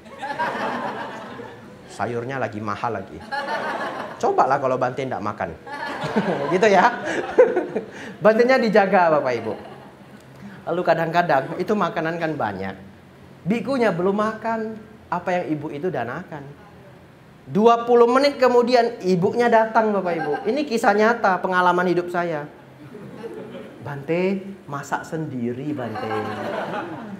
Oh ya Bu, Anumodana. Ibunya pergi, memantau lagi Bapak Ibu dari jauh. Lalu biasanya biku kalau berempat, berlima, dan kami para biku itu jarang ketemu loh. Jadi Bapak Ibu jangan berpikir biku STI ada 100 selalu ketemu, enggak. Ya, kalau Bantenya tinggal di Samarinda, ya saya ketemu beliau setahun palingan 3 kali. Mungkin di Samarinda sekali, rapat persamuan agung sekali, ketemu di provinsi mana 1 kali. Kadang setahun bisa Bante yang saya cuma ketemu sekali. Jadi di meja makan itu pasti saling bertukar pikiran, betul ya? Apa yang terjadi selama setahun ini? Berita baik, berita kurang baik ya. Jadi para Bante, karena para Bante itu kan semua pimpinan di wihara, kepala wihara punya informasi-informasi, saling bertukar pikiran. Nanti Bantenya cerita-cerita, diskusi-diskusi sampai kelupaan itu daun ubi Bapak Ibu belum dimakan. Ibunya datang lagi. Kali ini bukan cerita masak sendiri lagi. Datangnya bagaimana? Bante dimakan Bante, dimakan Bante. Iya, maksa. Saya pernah kena Bapak Ibu ya. Bante dimakan Bante. Oh iya Bu, dimakan. Langsung saya makan Bapak Ibu ya. Saya sudah dipantau, sudah diulangi 3 kali. Nggak berani saya nggak makan. Makan Bu, saya makan Bu. Oh ini ngambil banyak ini Bu, ngambil banyak. Makasih Bante. Nah, ibunya pergi. Lebih lucu lagi, ini juga kisah nyata. Tidak saya cipta-cipta Bapak Ibu ya. Ini diceritakan sama Bante Damaudo yang sudah meninggal tadi. Beliau pernah mengalami ada umat, nggak tahu kenapa, beliau makan Bapak Ibu. Umatnya laki-laki, bapak-bapak, sangat aneh. Bapak itu duduk di depan beliaunya, ya ada jarak ya, mungkin 8 meter, 9 meter, liatin beliau terus. Liatin terus. Beliaunya makan sambil memperhatikan, lah ini orang kok liatin saya terus. Betul ya? Beliau makan. Di tengah beliau makan, pas beliau ngambil satu jenis makanan, tiba-tiba bapaknya nyeletuk kencang sekali Bapak Ibu. Aduh, dimakan. Iya. Ternyata dia jagain mie pangsit Bapak Ibu. Iya. Begitu bantainya makan, aduh dimakan. Beliau nggak jadi makan mie pangsitnya Bapak Ibu. Dan saya pun pernah kena kisah ini. Di Sulawesi Bapak Ibu, Pare-Pare. Beneran. Saya dijaga sama 3 orang. Tapi Bapak Ibu harus dengar sampai habis. Kalau enggak nanti ceritanya keliru. 3 orang Bapak Ibu. Saya makan, mereka jagain. Tiba-tiba Bapak Ibu, saya makan apa? Es krim Walls. Begitu saya makan, 3 orang itu bilang apa? Satu diantaranya, dimakan sama Bante. Anak-anak Bapak Ibu. Anak itu jagain di pintu itu. Saya enggak tahu dari tadi mereka jagain apa, saya enggak ngerti. Saya kasih Yakult lagi. Mereka kan lama di sana. Tak kasih Yakult. Mereka minum Yakult sambil liatin saya. Saya pikir ya, wah anak sekarang sadanya tinggi sekali. Ini masih kecil. Masih SD kelas 2, kelas 3, kelas 1 ya. Masih kecil sekali. Begitu saya makan itu es krim Walls itu, dimakan sama Bante. Cepat-cepat saya letakin lagi. Tidak berani makan. Kadang-kadang anak-anak itu jaganya 2. Kalau tidak es krim, semangka. Kalau roti banyak, biasanya mereka nggak jagain. Kalau roti, kue, karena banyak. Yang jarang itu es krim sama semangka. Nggak tahu, anak-anak seneng loh semangka. Ada anak-anak jagain semangka, ada. Tapi kalau saya tahu dia jagain mana, ya saya ngambil sedikit aja, saya sisain untuk mereka ya. Ya Bapak Ibu Saudara. Lalu Bapak Ibu Saudara, satu ketika seorang biku dari Indonesia pergi ke Sri Lanka. Di Sri Lanka dijamu dengan sangat baik. Bantenya duduk di meja. Umat setiap orang masing-masing megang sayur, megang lauk. Satu orang satu mangkok, satu piring. Itu tradisi di sana. Bantenya duduk di meja makan, piringnya kosong Bapak Ibu. Orang yang pertama memberikan nasi. Jadi mirip pindah patah, tapi langsung naruhnya di piring. Orang pertama memberi nasi Bapak Ibu. Ini biku Indonesia Bapak Ibu. Beliau menerima nasi. 1 sendok, 2 sendok, 3 sendok, 4, 5, 6, 7. Beneran 8. Lalu saya pikir ya, dalam pikirannya orang Sri Lanka, ini biku dari Indonesia makannya banyak sekali. Tapi di pikiran bikunya apa? Ini orang Sri Lanka kasih saya nasi banyak sekali. Tahu enggak kenapa? Ternyata tradisi di sana itu unik sekali. Umat memberikan nasi, bikunya ngasih kode stop. Kalau udah cukup. Stopnya itu tangan taruh di atas piring. Nanti dia berhenti. Ya, lalu dia jalan ke bante yang lain. Lalu kalau bantenya enggak tahu, enggak stop. Untung bukan saya yang di sana. Kalau saya yang di sana 10 sendok, 11 sendok, 12 sendok. Dalam pikirannya pasti sudah mikir, pantas bante ini gemuk. Udah makannya banyak sekali ya. Bapak Ibu Saudara, seperti itulah cara makan di Sri Lanka. Hari ini saya sengaja cerita seperti ini. Untuk apa? Membuka pikiran Bapak Ibu. Supaya tidak menjadi umat Buddha yang kaku. Ya, tidak berpikir bahwa yang benar itu seperti yang saya praktekkan loh. Tidak ya.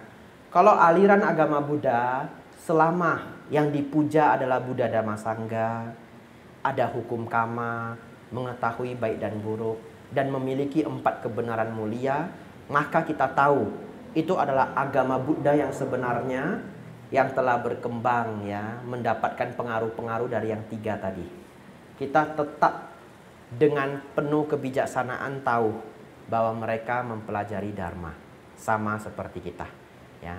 Lalu yang kedua Bapak Ibu, nanti Bapak Ibu ke tempat lain, cara bikunya menerima makan berbeda, sudah tidak terkejut badan. Karena intinya adalah biku itu tidak mencuri. Itu intinya. Kenapa diserahkan satu-satu? Supaya sah tidak mencuri. Ya, oleh karena itu nanti beda wihara bisa beda cara. Tadi kita mulainya jam berapa? 7.15 ya? Wah, ternyata sudah 1 jam 15 menit. Saya belum menjawab pertanyaan Ko Adri ya. Baik. Terakhir, setelah itu kalau masih ada pertanyaan boleh ya.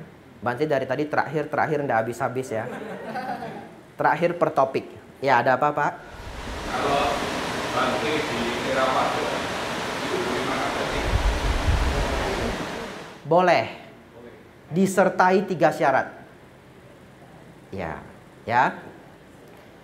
Jadi umat Buddha bukan hanya biku, umat Buddha juga hanya boleh makan daging yang disertai 3 syarat. 1, tidak melihat makhluk itu dibunuh untuk kita. 2, tidak mendengar makhluk itu dibunuh untuk kita. Yang ketiga, tidak curiga makhluk itu dibunuh untuk kita. Dalam bahasa Mandarin ini disebut sanchiro, daging 3 syarat. Kalau memenuhi 3 syarat itu, maka kita sebenarnya hanya makan mayat, benda mati. Makhluk itu mati bukan karena kita. Jadi bahkan di zaman Sang Buddha, ini agak ekstrim ceritanya, tapi di dalamnya mengandung kebijaksanaan ya. Jadi akan saya ceritakan. Karena Sang Buddha mengajar Dharma itu tidak mengandung rahasia. Sang Buddha mengatakan Dharma itu seperti cahaya rembulan, tidak ada yang disimpan-simpan.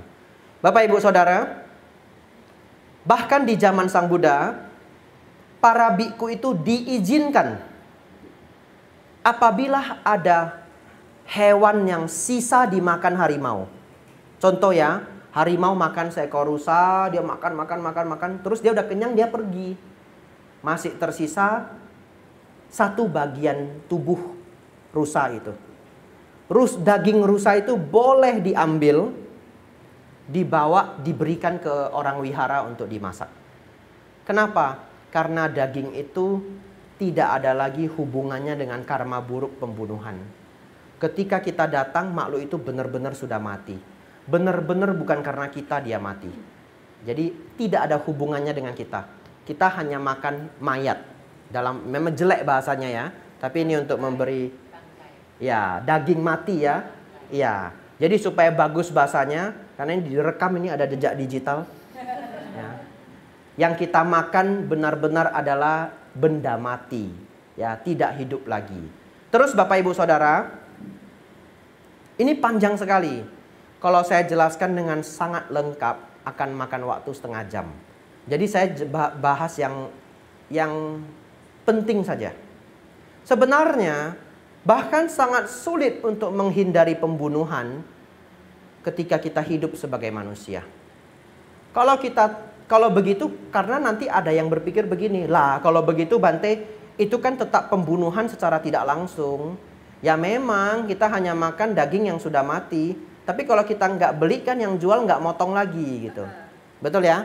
Ya, saya jelaskan, saya ulangi bahwa kalau saya menjelaskan ini perlu setengah jam sampai 40 menit, tapi saya akan menjelaskan secara singkat ya. Jadi sebenarnya sangat sulit kita lahir sebagai manusia. Tidak ada pembunuhan secara tidak langsung sama sekali. Sangat sulit. Kenapa? Bapak Ibu makan nasi, Bapak Ibu? Pertanyaan saya, seberapa banyak kontribusi pembunuhan di dalam sepiring nasi? Lebih banyak dari seekor ayam, betul? Ya. Itu ketika sawah itu dibajak, itu cacing tanah mati semua. Itu sekarang sudah menjadi studi baru di Jerman. Mereka ingin menanam merawat tanah tanpa membunuh cacing tanah. Karena ternyata ketika sawah itu dibajak, banyak cacing tanah yang mati, itu sangat merugikan tanah tersebut. Karena cacing tanah itu membuat pori-pori di bawah tanah. Ya, dan pori-pori itu nanti untuk menangkap air. Ini kok saya jadi seminar pertanian saya ya. Ya, tapi kita lanjut ya. Jadi Bapak Ibu Saudara, ketika sawah dibajak, para cacing mati. Lalu ketika sawah mulai ditanam, apakah tikus tidak mengganggu? Apakah burung tidak mengganggu?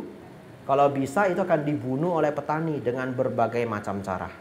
Ya, bahkan kadang-kadang ada sawah, saya nggak tahu zaman ini masih ada nggak, yang ditaruh itu benang listrik, ya, ngeri sekali, menjaga. Kalau di luar negeri lebih gawat lagi, diserang sama babi hutan, diserang sama onta, diserang sama rabbit, kelinci. Jadi di luar negeri itu petaninya itu harus bawa pistol besar itu untuk nembak-nembakin babi hutan. Ya, bahkan di Australia itu satu ketika itu pakai helikopter itu ngejar babi hutan. Demi menjaga agar manusia bisa makan gandum dan nasi. Lalu serangga bagaimana? Pestisida. Kalau gitu Bapak Ibu jangan makan nasi. Nanam sendiri. Kalau ada ulat dicopotin gitu ya. Nanam sendiri. Artinya sulit sekali hidup di dunia ini benar-benar tidak melakukan pembunuhan secara tidak langsung. Saya kasih lagi. Ini mind blowing ini ya. Mind blowing itu artinya mengejutkan. Bapak Ibu misalkan sekelompok grup pecinta dhamma mengumpulkan dana, ingin membangun wihara. Terkumpullah dana yang cukup besar. Lalu Bapak Ibu beli tanah, betul? Ingin bangun wihara. Anda ingin bangun wihara, cari siapa? Kontraktor. Lalu Anda bilang, tolong ya, ini dibangun sesuai desain seperti ini. Begitu tanah itu dimasukin semen, pertanyaan saya, berapa banyak makhluk yang mati? Padahal Anda mau bangun wihara loh. Ya enggak? Enggak pernah terpikir toh? Anda tuang semen di tanah, ada enggak makhluk yang mati? Ada, mesti ada. Jangan bangun wihara dong. Enggak bisa. Oleh karena itu sangat sulit hidup di dunia ini tidak melakukan kontribusi terhadap pembunuhan secara tidak langsung. Bahkan listrik ini menggunakan PLTA, pembangkit listrik tenaga air. PLTA itu air itu masuk ke dalam mesin, itu ikan yang mati jumlahnya banyak sekali. Bapak Ibu mulai besok pakai lilin Bapak Ibu. Ya, tidak ada lagi listrik. Oleh karena itu Sang Buddha sangat bijaksana. Beliau hanya bisa mengajarkan kita tidak melakukan pembunuhan secara langsung. Yang secara tidak langsung sangat sulit Anda abaikan. Anda tetap akan ada pembunuhan secara tidak langsung. Pakai listrik, naik mobil. Naik mobil itu kan Anda masuk ke rumput itu menggiling makhluk hidup itu. Kadang kucing tertabrak, betul ya? Ya. Terjadi pembunuhan secara tidak langsung. Ya, kembali ke topik Bapak Ibu menjawab pertanyaan Bapak ya. Bhikkhu Theravada diperbolehkan makan daging yang disertai 3 syarat. Tidak mendengar makhluk itu dibunuh untuk kita, tidak melihat makhluk itu dibunuh untuk kita, tidak mendengar makhluk itu dibunuh untuk kita, tidak curiga makhluk itu dibunuh untuk kita. Pertanyaannya, kenapa Sang Buddha tidak meminta para bhikkhu vegetarian aja? Kan kalau mau diperjuangkan kan tetap bisa. Tahu enggak alasannya Bapak Ibu? Demi berkembangnya agama Buddha. Karena bhikkhu makannya dengan cara pindapata. Sangat merepotkan kalau bhikkhu harus 100% makanannya tidak ada campur daging. Kenapa? Karena masyarakat zaman dulu ngasihnya sesendok-sesendok. Bayangkan, saya sudah dapat 8 sendok makanan. Sendok ke-9 kari ayam. Begitu dituang gak boleh makan Bapak Ibu. 10 hari saja saya sudah langsing. Ya, akhirnya cara paling bijaksana beliau mengizinkan Sanjiro. Daging 3 syarat. Oleh karena itu Bapak Ibu Saudara, sejak malam hari ini semoga Bapak Ibu mempraktekkan ya, janganlah memesan binatang yang masih hidup ya. Anda pergi ke restoran seafood ya, pesanlah makanannya yang sudah mati ya. Ya kalau itu adalah pesanan orang, Anda ikut grup kantor, ya itu sudah di luar kontrol Anda. Tapi kalau Anda makan sendiri, Anda bawa keluarga, bukan diusahakan ya, kalau secara dharma ya harus ya, supaya kita tidak menderita. Janganlah membunuh makhluk hidup. Tidak susah kok. Anda ingin makan ayam ya, ayam yang sudah mati ya ada. Kepiting nggak ada Bante, ya kepiting asap. Kalau enggak ya daging kepiting yang sudah bungkusan ya. Tapi kepengen Bante, ya sabar ya. Ya sabar, jangan berbuat kejahatan. Hidup tidak terlalu lama kok ya. Ya, tidak makan kepiting ya bagus juga, enggak kolesterol ya. Ya, terima kasih banyak pertanyaannya ya. Boleh setelah jawab berhala ya. Tapi sebenarnya saya pernah jawab pertanyaan berhala di Tanjung Uban. Jawabannya 1 jam. Baik, saya jawab dengan sesingkat-singkatnya. Karena waktu kita tinggal 15 menit Bapak Ibu ya. Kalau mau dijawab fair, kita tidak bisa menilai agama orang lain dengan agama kita. Kalau mau fair, itu aja selesai. Maksudnya apa? Ya setiap agama itu punya ajaran dan ruang lingkupnya masing-masing. Bagaimana kita menggunakan ajaran kita untuk menilai orang lain. Dan bagaimana orang lain menggunakan ajarannya untuk menilai kita. Contoh, agama Buddha. Kita belajar untuk mengurangi kemarahan, keserakahan, dan ego. Betul? Semua bentuk kemarahan dalam Buddhis tidak bisa diterima. Semua bentuk kemarahan disebut sebagai kebodohan, ketidakbijaksanaan. Tapi bisa nggak kita ambil ajaran kita, terus kita cari ajaran agama lain? Setiap ketemu marah, salah. Setiap ketemu marah, salah. Ya, nggak bisa. Kita akan dimarahi orang. Karena itu adalah pakemnya kita, ajaran kita. Oleh karena itu kita tidak bisa menilai. Contoh, ajaran Buddha ada yang namanya meditasi. Kemudian Anda juga nagih. Agamamu ada meditasi enggak? Enggak ada. Sesat. Agamamu ada meditasi enggak? Enggak. Sesat juga. Enggak bisa. Itu adalah pakemnya kita. Itulah yang kadang-kadang oknum orang yang tidak bijaksana menyatakan itu ke kita. Dalam ajaran saya, contoh ya ini kan karena pertanyaan. Ajaranmu berhala, misalkan seperti itu. Iya, dalam ajaran Anda. Kenapa Anda gunakan ajaran Anda untuk menilai ajaran saya? Biarlah ajaran saya menilai ajaran saya. Kalau mau ajaran saya menilai ajaran Anda, pasti juga ada yang berbeda. Itu jawaban pertama. Itu logika pertama. Sebenarnya dijawab itu aja selesai. Tapi baik, tidak selamanya kita bisa menjawab seperti itu. Tidak sopan. Betul? Jawab yang sopan seperti apa Bante? Baik. Jawab yang sopan ya. Ya. Kalau sopan, kalau tadi tidak sopan ya ora iso basa Jawa. Ya. Kalau sopan ya kula basa Jawa mboten mangertos. Nah, salah juga itu karena saya tidak bisa ya. Bapak Ibu Saudara, begini. Biasanya saya menjelaskan begini. Ya, berhala itu artinya adalah meminta-minta kepada yang bukan Tuhan. Ya, meminta-minta kepada yang bukan Tuhan disebut berhala. Meminta ke apa? Meminta ke kayu, meminta ke batu, meminta ke resin ya. Kenapa saya bilang itu? Karena itu adalah bahannya arca. Arca kita kan terbuat dari kayu, besi, resin, ya, batu.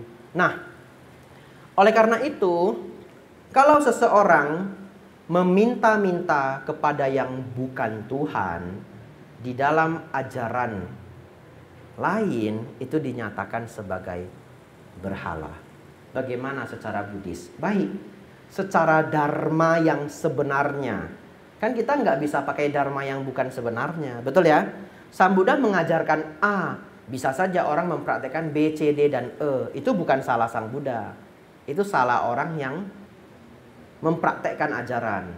Baik, Sang Buddha tidak pernah mengajarkan kita meminta-minta kepada arca. Tidak pernah. Itu kenyataannya. Walaupun dipraktekkan oleh umat Buddha sebagian orang. Jadi sebenarnya kalau kita meminta di depan arca Sang Buddha, oh Sang Buddha minta tolong semoga toko saya laris Sang Buddha. Saya sudah dana makan ke Bante Abhijato 3 kali. Sang Buddha, modal saya sudah keluar banyak. Tolong dibalas kebaikan saya. Katanya berdana 1 kali, berbuah 10 kali lipat. Sang Buddha, saya dananya itu sudah 200.000. Minimal 2 juta Sang Buddha. Ya, tidak boleh. Sesungguhnya tidak boleh. Beneran. Bukan tidak boleh, dalam Sang Buddha itu sangat tidak mengajar dengan melarang. Tapi beliau mengatakan tidak bermanfaat. Ya, tidak bermanfaat. Saya kasih bukti Bapak Ibu Saudara. Walaupun saya tahu ada yang tidak setuju, tidak apa-apa Anda tidak setuju sama saya, ya. Karena saya hanya mengajarkan apa yang Sang Buddha ajarkan. Saya tidak kampanye, ya. Anda tidak setuju pun tidak apa-apa. Begini Bapak Ibu Saudara. Kalau ada seorang anak SMP, SMA dah biar lebih serius, mau ujian sekolah. Terus bahannya banyak Bapak Ibu, 100 halaman. Dia punya waktu 1 minggu. Sebenarnya nggak banyak, 13 halaman sehari. Nggak ada apa-apanya itu. Betul ya? Kalau orang kuliah kedokteran lebih kejam lagi. Ya. 100 halaman seminggu itu nggak ada apa-apanya. Bisa dipelajari. Bapak Ibu Saudara, dia tidak mau belajar. Selama seminggu Bapak Ibu, dia cari 10 kelenteng yang paling sakti. Setiap hari sembahyang, dewanya berbeda-beda. Oh dewa, semoga saya ujian nilainya bagus, minimal 7. Sembahyang dia minta. Dewanya senang apa, dia berdana apa. Dia dengar, dewa ini senangnya kopi. Wah, dia kasih kopi terbaik Bapak Ibu Saudara. Ini dewa ini senangnya buah apel, kasih buah apel.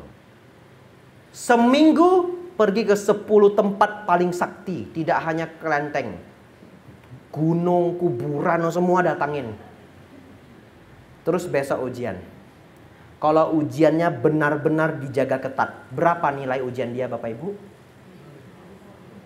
0. Paling beruntung 1,5. Ya. Paling beruntung 1,5. Tidak akan bisa lulus. Bagaimana supaya lulus? Belajar. Kalau dia belajar dengan baik 100 halaman itu, tidak sembayang ke siapapun, lulus enggak? Lulus. Nah, Bapak Ibu jawab sendiri. Tapi nanti pasti ada yang sembayang juga. Kenapa? Ya enggak apa-apa. Karena manusia kepengen harapannya cepat terkabul. Betul ya? Oleh karena itu saya beri ajaran yang benar sesuai Sang Buddha. Dalam ajaran Buddha, sembayang itu kita sebut adithana. Anda boleh tidak percaya saya. Anda boleh mengatakan, enggak Bante, ada 1 kelenteng. Kalau berdoa, cun. Ada 1 wihara Bante. Oh, Sang Buddhanya sakti. Setiap saya minta apa, cun. Pertanyaannya, Anda sudah survei semua orang belum? Coba Anda pikir dengan logika. Bukankah semua orang sembayang? Bukankah hampir semua orang ingin kaya? Siapa yang tidak pernah sembayang ingin kaya? Oh dewa, janganlah berikan kekayaan kepada saya. Saya sudah bosan, oh dewa. Tolong miskinkan saya, supaya saya jadi biku saja. Gak ada cuma 1 nih. Yang lain mah tidak mau ikut. Bapak Ibu Saudara, hampir semua orang pernah sembayang minta kaya setidaknya 1-2 kali dalam hidupnya. Betul? Sudah kaya semua? Belum, kaya rebut-rebutan. Yang bisa kaya cuma segelintir persen, betul ya? Jadi kalau misalkan tempat itu cun, ya harus cun semua. Kenapa cunnya milih kasih? Betul ya? Baik, disinilah Sang Buddha memberi jawaban. Anda dapat rahasia alam hari ini. Yang benar adalah adithana. Apa itu adithana? Adithana itu adalah membuat tekad. Dengan membuat tekad, kita mengusahakan pikiran kita begitu terpusat pada apa yang kita inginkan. Dan kalau Anda punya karma baik itu akan berbuah. Oleh karena itu sebenarnya sembahyang ke apa aja nggak apa-apa. Kalau Anda tidak percaya, nanya. Ada orang yang sembahyangnya di pohon. Pohonnya laris. Banyak yang sembahyang. Anda tanya, ada nggak yang doanya terkabul? Pasti ada. Di kota Medan ada kuburan yang terkenal. Setiap hari Kamis itu yang sembahyang banyak sekali. Mobil mewah itu, ngantri. Kalau tidak ada yang berhasil, pasti tidak ada yang sembahyang lagi. Jadi Bapak Ibu Saudara, di setiap objek puja pasti ada testimoni. Saya ulangi, konsentrasi ya, sudah mau jam 9. 10 menit terakhir Bapak Ibu ya. Ya, ini konsentrasi, tinggal 5 watt energinya. Di setiap objek puja pasti ada testimoni. Anda pergi ke pedalaman, orang sembayangnya pohon. Kita tanya, oh itu pohon bertuah, banyak yang mendapat perlindungan. Apa yang melindungi mereka? Karma baik masing-masing. Kalau Bapak Ibu punya karma baik, Bapak Ibu memusatkan pikiran, karma baik itu bisa berbuah. Tapi kalau tidak ada karma baik, sudah memusatkan pikiran, berdoa sebagaimana macam rupa, yang nggak terkabul-terkabul. Dan kalau orang itu kebajikannya besar Bapak Ibu, itu sangat luar biasa. Beneran, dia tidak perlu berdoa. Nyenggol aja muncul Bapak Ibu. Ya, apa maksudnya nyenggol aja? Cuma terpikir, lama ya, saya udah lama ya nggak minum vitamin C. Besok muncul vitamin C, misalkan. Ya, saya pernah cerita ini di tempat lainnya, cerita yang sangat aneh. Ya, ada seorang bante sangat senior, dan di wihara tersebut, saya sebut nama saja lah, enggak apa-apa. Beliaunya mudah-mudahan tidak masalah. Ini kisah Bante Panyawaro, karena saya tinggal dengan beliau. Beliau setiap pagi Bapak Ibu senang sekali memeriksa semua keadaan wihara. Karena beliau kepala wihara. Beliau jalan, lampu yang lupa ditutup beliau tutup. Kalau lampu putus beliau catat, nanti minta diganti. Ya. Beliau keliling Bapak Ibu, melihat bagian mana yang lupa dikerjakan. Karena karyawan ada 10. Satu hari keliling 2 kali. Kalau beliau tidak sibuk, pagi 1 kali, sore 1 kali. Ya. Jangan Bapak Ibu cegat ya. Oh ini dapat tips ini dari Bante Abijato. Kalau mau cari beliau, nunggu beliau keliling wihara. Bapak Ibu Saudara, satu ketika beliau bangun pagi, di ruang tamu beliau buka gorden, gordennya rusak Bapak Ibu. Saya pernah cerita ini di wihara lain. Gordennya rusak. Ya. Lalu Bapak Ibu Saudara, dalam hati beliau berpikir begini. Oh ya, nanti perlu ngambil gorden yang baru. Ya, entah hari apa nanti dengan supir berangkat ke Jogja, cari gorden yang baru. Sebelum beliau ke Jogja Bapak Ibu, dari Magelang ke Jogja 1 jam. Jadi beberapa hari kemudian tiba-tiba ada orang tidak dikenal, seorang ibu-ibu datang ketemu beliau berdana Bapak Ibu. Ini orang tidak kenal sama sekali, beliau tidak pernah ketemu. Berdana gorden Bapak Ibu. Sangat tidak masuk akal. Seumur hidup beliau menjadi biku belum ada yang dana gorden. Dan beliau tidak cerita ke siapapun, gordennya rusak. Lebih gawat lagi, ruang tamu itu umat tidak bisa masuk. Di depan itu ada tulisan dilarang masuk. Betul? Ada yang pernah ke Mendut ya? Tidak bisa masuk. Kalau mau masuk harus bertamu, harus bikin janji. Ya, kalau enggak boleh masuk. Jadi itu orang tidak dikenal, bagaimana tahu? Bapak Ibu Saudara, seperti itulah kalau orang kebajikannya sangat besar. Tidak mikir, tidak bertekad, nyenggol aja. Betul ya? Aduh, gorden sudah rusak, perlu cari yang baru. Tiba-tiba diantar orang tidak dikenal dan tidak tahu siapa, Bapak Ibu. Bahkan beliau curiga. Curiga ya, jangan-jangan dewa, Bapak Ibu. Menyamar jadi manusia. Kenapa? Sangat tidak masuk akal. Saya pikir seluruh biku di Indonesia digabung pengalaman hidupnya, belum ada yang pernah dapat gorden. Bapak Ibu pernah dana gorden? Enggak pernah toh? Ya. Saya 9 tahun jadi biku, Bapak Ibu. Paling aneh yang pernah saya dapat itu adalah sisir. Saya pernah dapat sisir. Nah, bagaimana nyisir? Rambutnya cuma tahan sebulan sudah dicukur lagi. Tapi saya maklum kenapa orangnya dana sisir.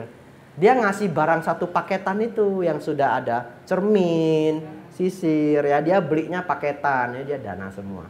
Saya pernah dapat kaos. Pernah dapat kaos di Thailand. Bingung sekali saya. Pulang dari Pindapata, langsung saya nanya murid saya, "Tan kap, thamai thi khao thawai pen สื้อเชิ้ตนะครับ?" Itu ya bahasa Thainya ya. Ada subtitlenya Bapak Ibu.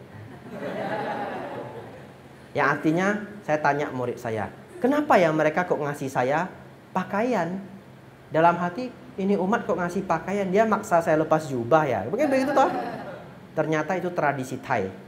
Biasanya karena mereka bermimpi keluarga mereka yang sudah meninggal datang tidak berpakaian. Jadi mereka berbuat kebajikan, berdana ke para bantenya itu pakaian. Singlet sama celana pendek. Itu yang saya dapatkan, betul. Singlet dengan celana pendek. Jadi saya jadi mikir setelah dia kasih saya jawaban itu. Ternyata biku itu punya side job. Pekerjaan sampingan. JNE antar alam, Bapak Ibu. Nah ini kasih saya kaos ini, suruh ngantar ke makhluknya. Ya, tapi maksud mereka berbuat kebajikan, semoga yang meninggal dapat jasa. Ya, setelah itu punya karma baik bisa dapat pakaian. Tapi itu tidak salah, cuma tidak komplit. Yang benar ya harusnya dia berdana jubah. Kaos itu bikunya tidak bisa pakai. Ya. Baik Bapak Ibu Saudara, jam 9 sudah. Ya, konsentrasi Bapak Ibu sudah tinggal 25%. Saya masih belum jawab yang berhala. Tutup dengan pertanyaan berhala ya. Bagaimana jawab dengan sopan ya. Baik, yang jawab dengan sopan itu begini. Beritahu teman kita yang dari agama lain, dalam ajaran Buddha, kita tidak diajarkan untuk meminta-minta kepada arca. Tidak. Kami sembahyang kepada arca itu alasannya begini. Baik. Setiap dulu ya, sekarang sudah jarang karena saya sering pembinaan di luar. Kalau dulu Bapak Ibu, setiap seminggu 2 minggu sekali selalu ada kunjungan ke Wihara Mendut dari mahasiswa. Salah satunya mahasiswa perbandingan agama, ya, atau dari pesantren bahkan dari gereja. Lalu mereka juga sering bertanya mengenai ini. Kok umat Buddha sembahyang patung? Gitu ya. Lalu saya akan jawab seperti ini Bapak Ibu. Bapak Ibu hafal ya. Ya. Saya tanya begini. Pak, Bu, Mas, saya mau tanya. Pernah enggak upacara bendera? Pernah. Baik, ketika upacara bendera, kita memberi hormat kepada bendera merah putih. Betul ya? Pertanyaan saya. Yang dihormati itu kainnya atau tiangnya?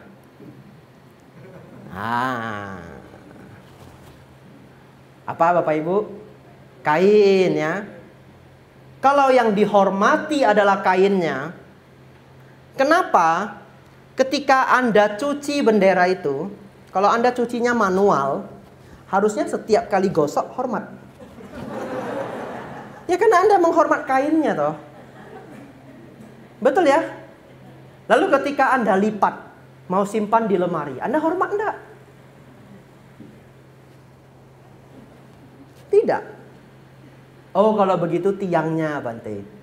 Tiangnya saja kadang-kadang sudah selesai acara, tiangnya kita simpan di gudang, betul? Disenderin di dinding. Kalau Anda sebenarnya menghormat tiangnya, setiap kali lewat Anda harus. Nanti besok saya pulang wihara ketemu tiang, laporin ke Bante, kepala wihara. Bante, bantenya sudah sakit itu Bikku habis jatuh. Ketemu tiang, hormat. Bukan. Yang dihormati pun bukan tiangnya.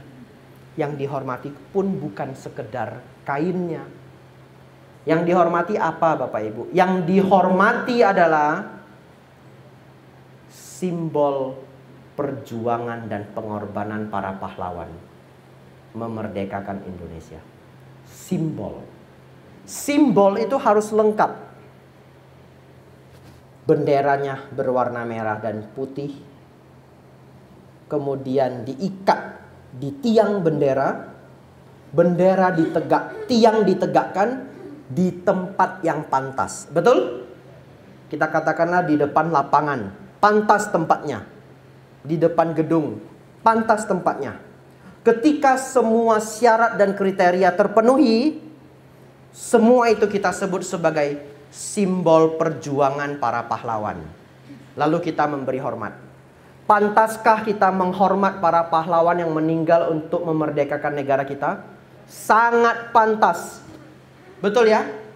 Bukan kainnya, bukan tiangnya, tapi simbol perjuangan para pahlawan.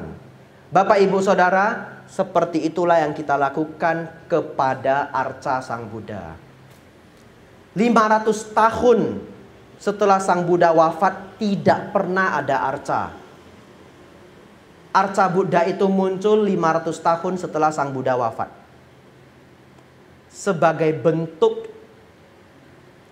mengkaryakan cara untuk menghormati Sang Buddha. Oleh karena itu wajah Buddha Rupang itu beda tempat, beda wajah. Betul? Karena orang menggambar yang terbaik di tempat mereka. Kalau Candi Borobudur, ya itu adalah wajah pria Jawa paling ganteng, paling berwibawa. Kalau di Thailand, itu ya pria Thailand yang bisa digambarkan paling ganteng, paling berwibawa. Bapak Ibu Saudara, ketika Arca Sang Buddha, Arca itu disebut para arkeolog. Masyarakat menyebutnya patung, umat Buddha menyebutnya rupang. Ketika Arca Sang Buddha, rupang, diletakkan di tempat yang pantas, lebih tinggi dari seharusnya. Ada altarnya. Kemudian ditemani oleh bunga, setidaknya tempat dupa, tempat lilin. Kita tahu itu adalah simbol perjuangan Bodhisatta mencapai penerangan sempurna. Betul Bapak Ibu Saudara? Ya, kita memberi hormat kepada Arca alasannya dua. Yang pertama, menghormati perjuangan Bodhisatta mencapai tingkat kebudaan. Beliau menyiksa diri 6 tahun loh Bapak Ibu. Betul ya? Yang kedua, cinta kasih beliau mau mengajarkan Dharma kepada kita semua. Karena seorang Buddha tidak mengajarkan Dharma juga tidak apa-apa. Karena sudah mencapai Nibbana. Betul ya? Kalau beliau tidak mengajarkan Dharma, ya beliau disebut Paceka Buddha. Hidup beliau tidak bertambah baik dengan mengajarkan kita Dharma, tidak berkurang baik dengan mengajarkan kita Dharma. Jadi beliau mau mengajarkan Dharma untuk kita benar-benar adalah cinta kasih. Ingin kita terbebas dari penderitaan. Oleh karena itu Bapak Ibu Saudara, kalau Anda bertemu Buddha Rupang, berilah penghormatan yang mendalam. Ya, Buddhang Saranang Gacchami, Dhammang Saranang Gacchami, Sanghang Saranang Gacchami. Ada minta-minta, tidak perlu. Anda buat kebajikan. Kalau Anda mau meminta, Anda membuat tekad, silahkan. Ya, dan itu akan kembali kepada karma baik Anda masing-masing. Cara yang lain, boleh bertemu Arca Sang Buddha, Sabe Sata, Bhavantu Sukhitata. Semoga semua makhluk hidup berbahagia. Saya kalau ke kelenteng Bapak Ibu, saya juga berdoa. Nah tadi Bante bilang tidak boleh berdoa. Saya berdoanya sederhana. Saya biasanya berdiri di depan altar, tidak anjali. Bikku tidak boleh anjali ke dewa. Bikku tidak anjali. Apa yang saya sampaikan? Semoga para dewa di tempat ini semuanya berbahagia. Ya. Karena para dewa itu sudah membantu menjaga ajaran Buddha. Kalau tidak ada kelenteng Bapak Ibu, kita hilang loh agama Buddha. Satu ketika sudah tidak ada dharma. Yang ada tinggal arca sang Buddha yang tersimpan di kelenteng. Betul? Ya, tidak ada yang mengajar dharma. Tapi berkat masih ada rupang sang Buddha, kita masih ingat bahwa ajaran sang Buddha itu ada. Jadi saya tiba di kelenteng mana saja, dan saya sangat senang ke kelenteng. Ya, saya akan berdoa dalam hati, semoga para dewa berbahagia. Kadang bahkan saya mengucap terima kasih. Ya, terima kasih sudah menjaga ajaran dan umat Buddha di tempat ini. Ya, Sabe Sata Bawantu Sukitata.